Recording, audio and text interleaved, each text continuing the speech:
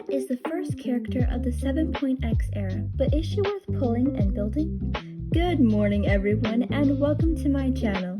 Today I'll be going over Odette's pull value, pre-farm materials, best builds, and teams, as well as investments and long-term value. Odette functions as a stellar conduct and swirl buffer as well as enabler. She's essentially the stellar Columbina. For casuals, she's worth getting if you love Sandrone, Wriothesley, Sino, or Mizuki, as well as Vesna, but that's sometime in the future. But with these units, she will help make them truly shine.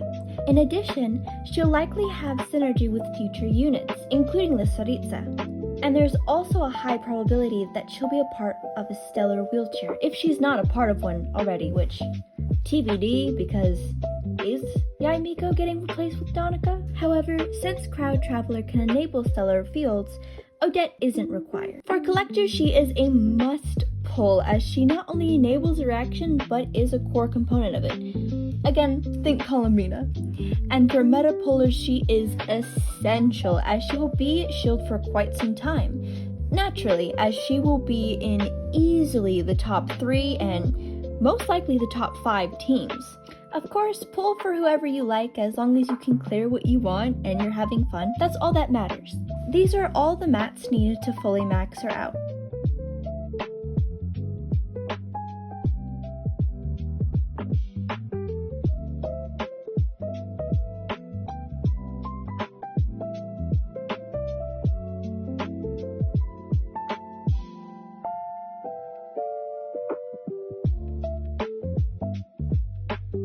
For her artifact set, her best in slot is the Heart of the Furnace, as it grants a massive stellar buff. And for 2k attack, 80% crit rate, 200% crit damage, and if you want to use her burst, as much ER until you are satisfied. Do keep in mind, her burst is a DPS loss, so if you're trying to play her as optimized as possible, it is worth the skip. You don't have to hit these statistics, just make sure you get as close as you possibly can to them, for the most value out of your Odette. Her best team includes any stellar team, with her absolute best in slot being her, Sandrone, C1 Yaimiko, and her choice of character for the 4th slot. Chi-Chi is best here, but if you hate her guts, understandably, you could slot her out for Citlali, Shenhe, or for the F2Ps, Fischl, Layla, Charlotte, or Alyosha. Her other teams include Wriothesley and Sino for stellar conduct, who share the same teammates as Sandrone. Mizuki and Vesna are the stellar swirl teammates, and will very likely use Odette, Vodyanitsa, and either C6 Farazan or Sucrose. Now the substitutes for Vodyanitsa could either be someone like Farina or Escoffier. However, that's still undetermined since we haven't fully gotten to experience Stellar Swirl. For her rotations, she is a double skill character used after your Electro unit. And of course, as I said earlier, you would skip her burst in an optimized rotation. If you're looking to invest, her C2 is the perfect sweet spot, like with many characters. Odette's C2 gives her attack and res shred for stellar teams.